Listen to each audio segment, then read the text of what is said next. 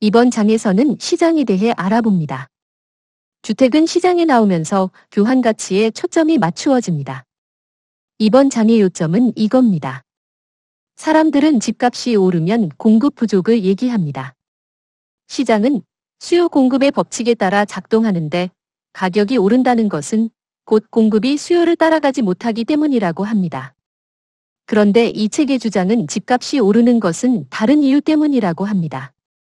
이 책에서 집값의 비정상적 상승, 즉 폭등이 공급 부족이 아니라고 역설하는 이유는 이런 시장의 작동 방식, 즉 수요 공급의 법칙을 맹신한다면 무주택자는 언제나 피해를 보기 때문이라고 합니다. 이 책의 강조점은 바로 이것입니다. 수요 공급의 법칙에 따라 공급이 이루어지기만 하면 집값은 안정적일 것이라는 믿음 때문에 피를 보는 것은 언제나 무주택자들이다.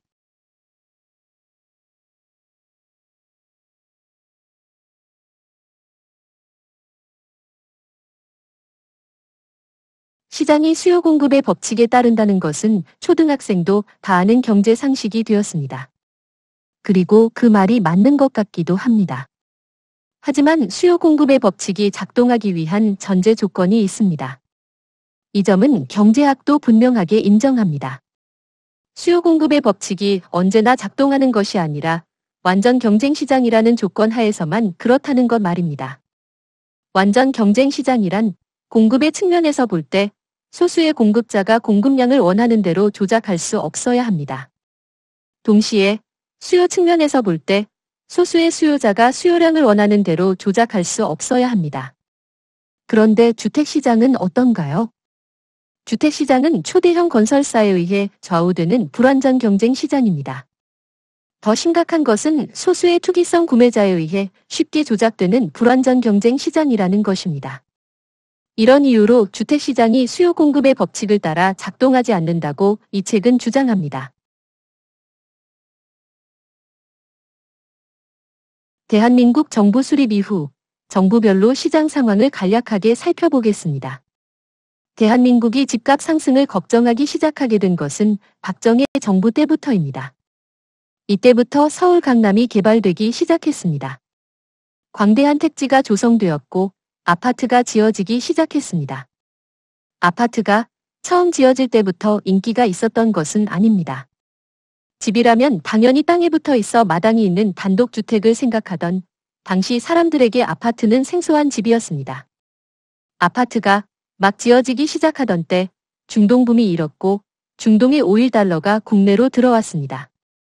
쓰고 남은 돈이 돌아다니기 시작했고 그 돈은 아파트로 몰려갔습니다. 아파트 가격이 올랐고 덩달아 기존 주택 가격도 전에 보지 못한 폭으로 상승했습니다. 정부는 각종 규제를 쏟아냈지만 집값 잡는 데는 성공하지 못했습니다.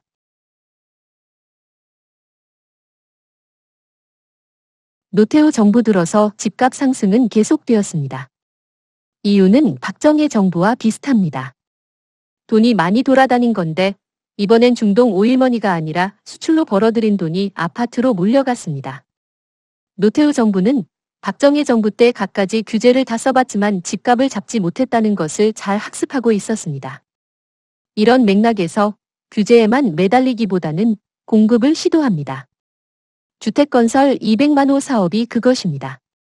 대량 공급이 주요한 건지, 오를 만큼 올라서 그런 건지, 집값은 안정세를 찾습니다.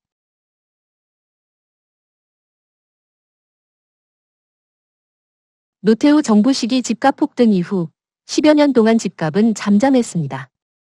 게다가 김영삼, 김대중 정부 시기 외환 위기를 거치는 동안 집값은 부분적으로, 즉 단기간 특정 지역에 한해서 하락세를 보이기도 했습니다. 노무현 정부가 들어서면서 집값은 폭등 조짐을 보입니다. 외환 위기를 겪었다지만 국민 모두가 돈을 잃은 것은 아닙니다.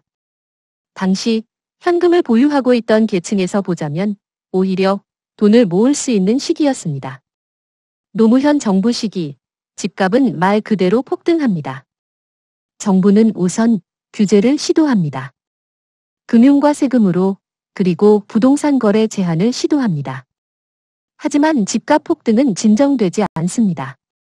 집값 폭등 시 정부의 정책은 흔히 말하는 타는 불에 기름 붓기처럼 작용합니다. 정부의 온갖 규제책이 오히려 투자 혹은 투기의 기회를 말하는 것이라고 생각했다는 겁니다. 노무현 정부는 버티다 못해 공급을 시도합니다. 여기서 버티다 못해라는 표현을 사용하는 것은 이유가 있습니다. 노무현 정부는 공급이 부족해서 주택 가격이 폭등하는 것이라고 생각하지 않았다는 것이지요. 폭등의 원인을 투기적 수요라고 보았습니다. 하지만 가격 상승은 수요 공급의 법칙에 따른다는 전통적인 주장을 마지못해 받아들입니다. 신도시가 건설되어 막대한 물량이 공급되었고 집값은 안정세를 찾았습니다. 이렇게 보면 수요 공급의 법칙이 맞는 것도 같지만 꼭 그런 것만은 아닙니다. 집값이 오를 만큼 올라서 더 이상 오르지 않은 것인지 공급에 의한 시장 조정인지 알 수가 없습니다. 이에 대해서는 이후에 더 상세하게 거론합니다. 이명박 정부는 선제적인 부동산 정책을 실시합니다. 집값의 비정상적인 상승을 우려할 만한 상황이 아닌데도 공급 정책을 실시합니다. 보금자리 주택입니다. 강남의 그린벨트를 풀어 아파트를 공급합니다. 이명박 정부 기간 중 주택 가격은 하락세를 보였습니다. 그런데 이게 공급 정책의 성공으로 인한 것인지는 알 수 없습니다. 당시는 2008년 미국발 금융사태로 인해 경제가 어려움을 겪고 있던 시기입니다. 이명박 정부 시기 전반에 걸쳐 집값이 완만한 하락세였던 것은 분명하지만 그것이 보금자리 주택과 같은 공급 정책이 주요해서 그런 것인지 외환위기로 인한 것인지는 불분명합니다. 어찌됐든 이명박 정부는 집값에는 선제적 대응이 필요하다는 것을 잘 보여줬습니다. 박근혜 정부 시기 집값 상승 걱정은 없었습니다. 오히려 집값 하락세가 관망되는 상황에서 정부는 국민들에게 집을 사라고 권장합니다. 한편 노무현 정부 시기 집값 폭등 이후 10여 년이 지난 이 시점에서 부동산 투기용 자금이 충분히 축적된 상태가 됩니다. 문재인 정부 초기 박근혜 정부의 주택 정책의 영향으로 주택 시장이 활기를 띠고 있었습니다. 이때 문재인 정부는 차라리 가만히 있었으면 더 좋았을 텐데 투기적 수요를 촉발시킬 만한 정책을 실시합니다. 박근혜 정부 시기 있는 듯 없는 듯 했지만 그래도 여전히 추진되고는 있던 신도시 사업을 중단하고 재건축, 재개발 시 인센티브를 축소한다는 정책을 발표합니다. 이는 곧 시장의 공급이 감소할 것이라는 신호를 주는 것인데 이것이 가수요 폭발의 계기가 됩니다. 문재인 정부 내내 집값은 급등을 거듭했고 정부 출범 초기에 비해 대략 1.8배 상승 이후 집값 폭등은 멈춥니다. 윤석열 정부 기간 집값은 제법 안정적이었습니다. 3년 차에 일부 지역에서 집값 상승 기미가 보인다고는 하지만 그래도 전체적으로 볼 때는 안정적이라고 할 수 있습니다. 이 책에서 정부별로 상황을 살펴본 이유는 이렇습니다. 거시적으로 볼 때 집값은 수요 공급의 법칙에 의해 오르락 내리락 하지 않는다. 그냥 지속적으로 상승한다. 라는 점을 얘기하고 싶어서입니다. 집값이 수요 공급의 법칙을 따르지 않는다는 것을 두 가지 근거로 주장합니다. 하나는 주택 가격이 일반적인 물가 상승폭을 크게 넘어서서 수십 배로 올랐다는 점입니다. 또 하나는 이것이 더 중요한데 주택을 아무리 공급해도 주택 보급률은 올랐지만 자가 보유율은 그대로라는 점입니다. 현재 서울의 주택 보급률은 거의 100%에 달하지만 자가 보유율은 40%대에서 요지부동입니다. 이 말은 무슨 뜻이겠습니까?